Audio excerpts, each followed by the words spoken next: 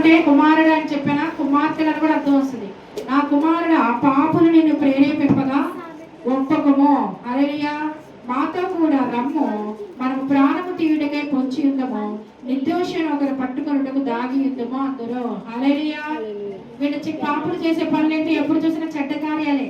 వారితో స్నేహం చేస్తే వాళ్ళ అలవాట్లు నీకు వస్తాయి.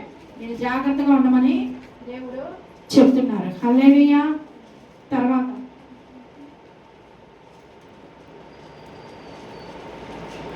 సామెతలు 3వ అధ్యాయము 5 నుంచి 10 వచనం.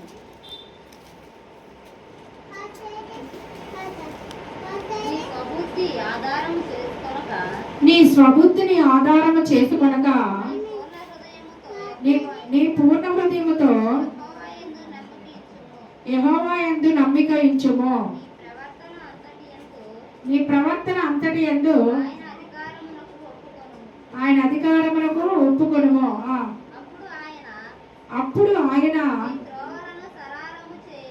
నీ త్రోవలను సరళము చేయను. చాలు, నేను తర్వాత మళ్ళీ చదువు కానీ.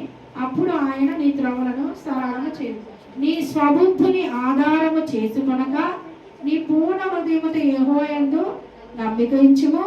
నీ ప్రవర్తన అంతటి యందు ఆయన అధికారముకు ఒప్పుకొనుము.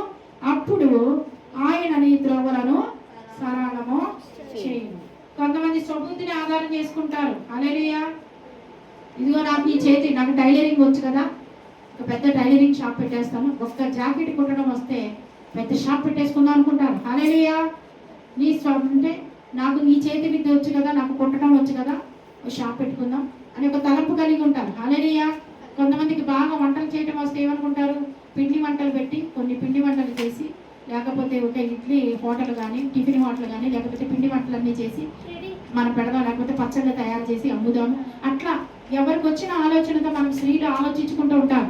పురుషులు కూడా అలాగే ఆలోచించుకుంటారు. నేను ఈ బిజినెస్ చేస్తే బాగా, నాకు ఈ బిజినెస్ మీద నాకు చాలా జ్ఞానం ఉంది అనుకుంటారు. కొంతమంది అనుకుంటారు నాకు మెకానిక్ పని తెలుసు కదా, ఈ మెకానిక్ పని చేస్తే బాగా నేను రాణిస్తా, ఆ జ్ఞానం నాకు ఉంది కదా అనుకుంటారు.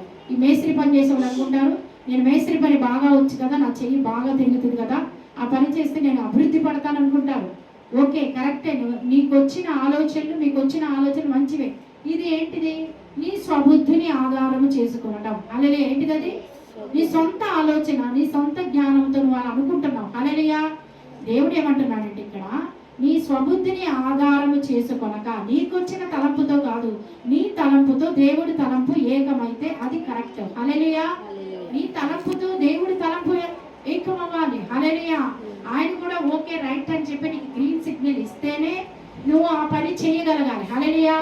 నీ స్వబుద్ధిని ఆధారము చేసుకొనగా నీ పూర్ణ హృదయముతో యెహోవా యందు నమ్మిక ఉంచుము. హల్లెలూయా. దేవుడికి నువ్వు మిషన్ కుట్టడం, షాప్ పెట్టుకోవడం ఇష్టం లేదనుకో, ఆయన సన్నిధిలో 2 గంటల ప్రార్థన చేయడం ఇష్టం అనుకో, అప్పుడు నువ్వు అది పెట్టావనుకో, దేవుడి దగ్గర సరిగా విచారణ చేయకుండా ఏమవుతుంది? నీ టైం అంతా తినేస్తుంది, నీకు ఏమి లాభం ఉండదు. నెల తిరిగేసరికి నీ చేతులు 300 కూడా రావు. హల్లెలూయా. దీనికి ఏంటి? దీని సాదృశ్యం ఏంటి? ఇక్కడ ఏంటి? నీ సొంత శక్తిని ఆధారం చేసుకున్నావు, నీ స్వబుద్ధిని ఆధారం చేసుకున్నావు, కానీ దేవుడికి అది ఇష్టము లేదు. హల్లెలూయా. దేవుడి చిత్తం ఏదో గ్రహించి నువ్వు ఏ వ్యాపారం పెట్టినా కూడా దేవుడు దాన్ని అభివృద్ధి పరుస్తాడు. హల్లెలూయా. దేవుడి చిత్తం ఇది ఓకే అన్నప్పుడు పూర్ణ హృదయంతో ఆయన మీద నమ్మకం ఉంచి దాన్ని నువ్వు స్టార్ట్ చేసినప్పుడు